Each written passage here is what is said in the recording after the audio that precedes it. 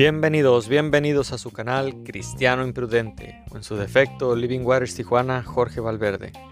Es un honor y es un placer tenerte aquí en esta finalización del primer capítulo de cómo estudiar la Biblia del pastor Greg Kedrowski, donde hemos visto los requisitos del estudio bíblico provechoso. Hablábamos de el cuarto requisito, la certidumbre de las palabras de verdad. Ya hemos hablado de la inspiración de la Escritura como parte de la certidumbre de las palabras de verdad. Hemos hablado de la preservación de la Escritura, que sin preservación no tiene sentido la inspiración. Y hoy vamos a culminar, y te felicito y te agradezco por llegar hasta aquí, que vamos a cubrir apenas el primer capítulo y cerraremos con la definición de la Escritura, que hace parte de la certidumbre de las palabras de verdad. Bueno, ¿qué es la definición de la Escritura? Vamos a lo básico, ¿no? La Escritura es el conjunto de las palabras de Dios, que ya hablamos anteriormente. No en sí como la palabra, sino las palabras de Dios. ¿De qué consta la definición de la Escritura? Bueno, son 39 libros del Antiguo Testamento.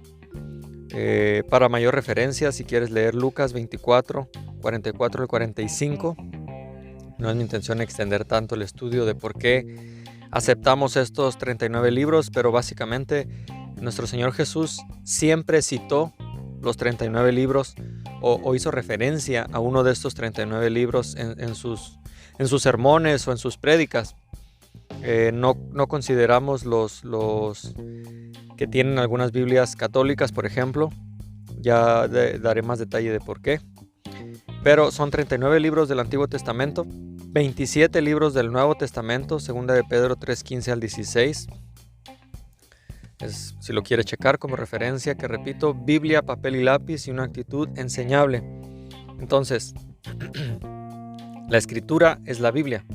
Sin los libros apócrifos, que llamamos libros apócrifos, a los agregados que están en la Biblia latinoamericana, en general en las Biblias católicas, ¿no?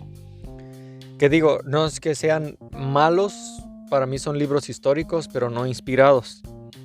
Son los libros apócrifos, esto es porque se agregaron después. Nunca fueron aceptados como autoridad ni por los judíos, ni por los cristianos de la Iglesia de Dios. Entonces, vamos a ver algunos pasajes. No es la intención ahorita decir por qué esos libros no los tenemos, por qué no los consideramos inspirados, pero vamos a hablar de la definición.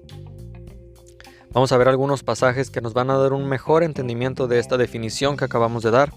Mateo 21:42. Mateo capítulo 21, versículo 42.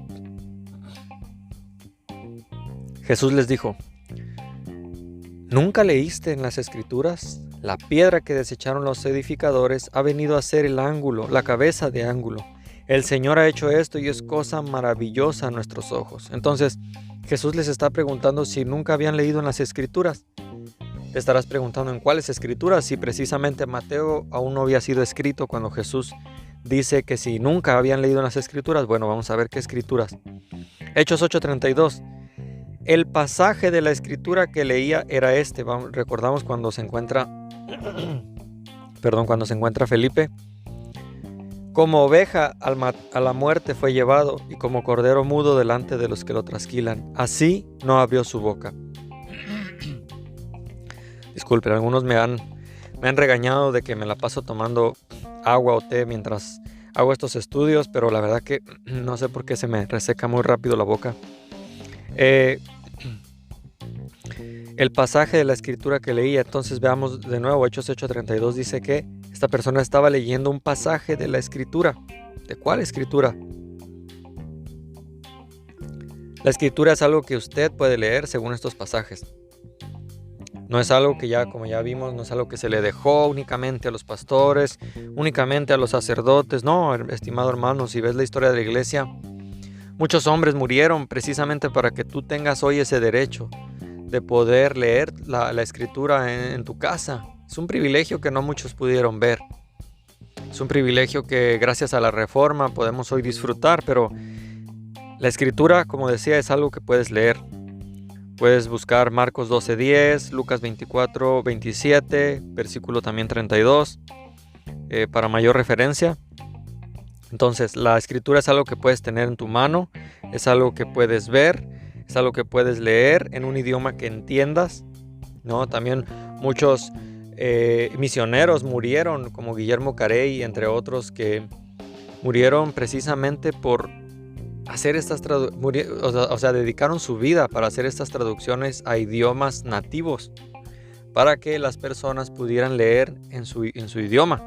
Entonces, de verdad, no menosprecies el hecho de que hoy puedes tener una Biblia en tu idioma y leerla. La escritura también es algo que se puede escudriñar, o sea, algo en lo que no solo es por encima, tú quieres entender, quieres desmenuzar. En México hacemos tacos, ¿no? De tacos dorados. No sé si estés muy relacionado con la gastronomía mexicana, pero ¿qué haces con la carne para prepararla? La desmenuzas uno por uno, hilo por hilo. Entonces es algo que puedes obtener, algo que puedes tener en tu posición. Leer y estudiar cada día de tu vida, un privilegio, como decía. Hechos 17:11 dice que estos eran más nobles que los que estaban en Tesalónica, pues recibieron la palabra con toda solicitud, escudriñando cada día para ver si estas cosas eran así. Juan 5:39, escudriñen las escrituras, porque a vosotros os parece que en ellas tenéis vida eterna, y ellas son las que dan testimonio de mí. O sea, toda la escritura, decía Paul Washer, que si puedes leer un libro de la Biblia sin encontrar ahí a Jesús, deberías volver a leer porque tal vez lo estás leyendo mal. Jesús aparece en cada libro de la escritura, al menos un cuadro de Cristo. Ya hablaremos más adelante una de las reglas de interpretación, que son los cuadros. Pero en realidad, toda la escritura da testimonio de Jesús. Entonces, la escritura, como ya decíamos, no se refiere únicamente a los originales, inspirados, que ya hablamos. También se refiere, honestamente, mucho más a menudo se refiere a las copias y traducciones de los originales que nosotros podemos obtener, que puedes tener en tu posesión, que puedes leer y estudiar en tu idioma todos los días. Entonces, una copia y una traducción de lo que se escribió antes. Romanos 15:4 dice, porque las cosas que se escribieron antes para nuestra enseñanza se escribieron, a fin de que por la paciencia y la consolación de las Escrituras tengamos esperanza. Tú puedes decir, como mencionaba anteriormente, pero es que la Biblia fue escrita por hombres, tiene errores, Dios la inspiró en su idioma original, pero solo tenemos copias de copias. Bueno, los copistas, estimado oyente, no eran cualquier persona, Mira, un copista tenía que hacer una fiel copia, de ahí el nombre copista. Tenía que pasar una revisión muy exhaustiva por otras personas, donde si un manuscrito tenía al menos dos errores o al menos unas tachas o correcciones mínimas que el autor, porque somos hombres, ¿no?, hacía de decir, y aquí no era R, era L y se ve como R, le voy a borrar poquito. Bueno, todo el documento era desechado por esa cuestión, imagínate. O sea, Dios le encargó prácticamente a los judíos esta tarea. Ellos se bañaban, se purificaban, todo un ritual para hacer una copia, tanto así que han encontrado copias de 500 años de diferencia y la fidelidad es la misma. Entonces, la escritura es el conjunto de palabras preservadas de Dios que podemos entender. Entonces, las copias y las traducciones de ellas son tan inspiradas como las originales. Y esto lo vemos en 2 de Timoteo, capítulo 3, versículo 15 al 17. Dice, y que desde la niñez ha sabido las sagradas escrituras. ¿Cómo es que las sabía Timoteo? ¿Cuáles escrituras? Bueno, el Antiguo Testamento, las cuales te pueden hacer sabio para la salvación por la fe que es en Cristo Jesús. Escucha bien, toda la escritura es inspirada por Dios, útil para enseñar, para redarguir, para corregir y para instruir en justicia, a fin de que el hombre sea perfecto, el hombre de Dios sea perfecto, enteramente preparado para toda buena obra. ¿Qué es lo que dice este versículo 15? Bueno, durante el primer siglo, Timoteo tenía las sagradas escrituras. Entonces vemos de nuevo que las escrituras es algo que puedes tener, es algo que puedes tener en posesión, es algo que puedes leer todos los días, es algo que puedes escudriñar, estudiar para ser sabio. No vas a encontrar otro libro con más sabiduría que la Biblia. Porque, te voy a decir por qué. Porque para empezar es un libro divino.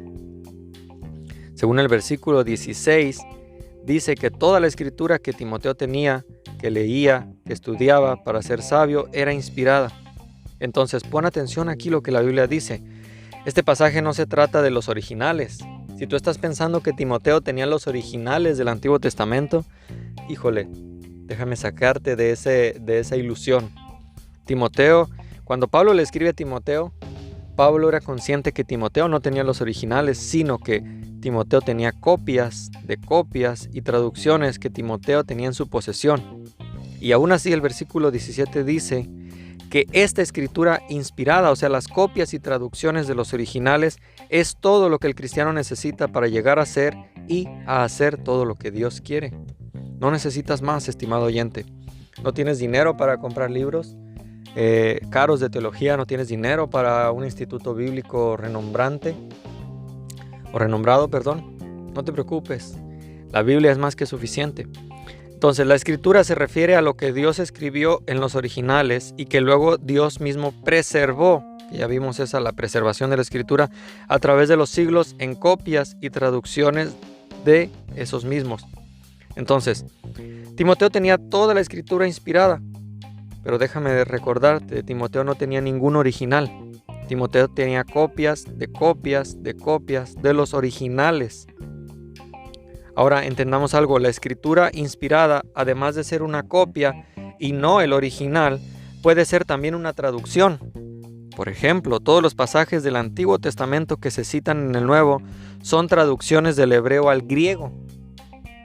Y el error que cae en la traducción del Nuevo Mundo es querer, como el Antiguo Testamento aparece, y aquí aclaro, el nombre Jehová es un seudónimo que el hombre inventó, que se le agregaron vocales para darle pronunciación, pero en el Antiguo Testamento aparece JHVH. Bien, en el Nuevo ya no puedes poner eso. ¿Por qué? Porque no hay una transliteración del vocablo Edonai o Adonai, Elohim, Jehová, Jehová, Yahweh. No hay. Por eso se traduce como Dios. Entonces los testigos a veces se jactan de decir que son los únicos que usan el nombre de Dios en el Nuevo Testamento, cuando no hay una sola copia donde en el griego se use el nombre sagrado de Jehová o de Dios. No hay una sola copia. Esto es porque se hicieron traducciones del Antiguo Testamento que se citan en el Nuevo y son, como decía, traducciones del hebreo al griego. Entonces no hay manera de traducir eso. Por eso se respeta tanto el nombre de Jehová que no se trata de traducir. Solo se dice Dios. Si una traducción no puede ser inspirada, como algunos eruditos, entre comillas, eruditos cristianos, ¿no? Que dicen, no, es que la traducción no puede ser inspirada. Bueno, entonces todas las citas del Antiguo Testamento tampoco serían inspiradas. No sé si ves lo profundo de esto. Si decimos que una traducción no puede ser inspirada, entonces todas las citas del Antiguo Testamento que son copias, pues tampoco son inspiradas. Tenemos que confiar entonces que hasta lo que hemos visto, Dios inspiró los originales palabra por palabra.